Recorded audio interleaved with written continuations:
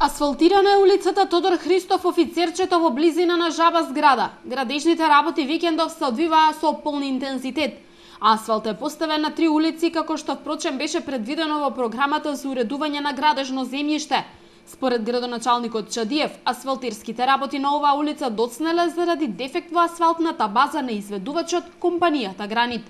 Јас можам само задоволство да изразам од начинот како Гранит си ја завршува работата, бидејќи има проблем претходно, ова ќе беше готово пред 10 дена. Нивната асфалтна база имаше дефект кој што беше од поголеми рамки. Луѓето побараа разбирање, ние се разбравме едноставно, бидејќи сепак тоа е еминентна фирма по цела Македонија кој што работи, сами може да се уверите како го изработија кружниот тек, тука кај Вона, како изработија улицата, како ќе го изработат и овој крак од 100 метри на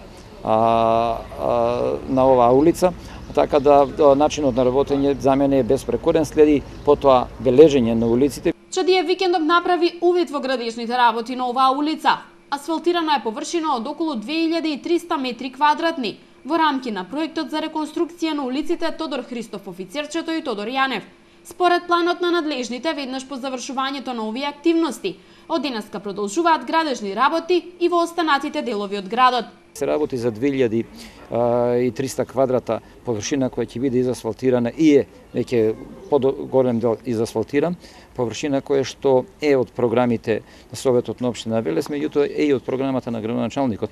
Јас со вас сакам да упатам еден одговор дека Велес продолжува да работи онака како што знае. Велес продолжува градежната офанзива, а оние што се секираат, нека повелат, нека видат. Стоиме на улица 50 години што никој никогаш не ја направил, сега ќе биде направена.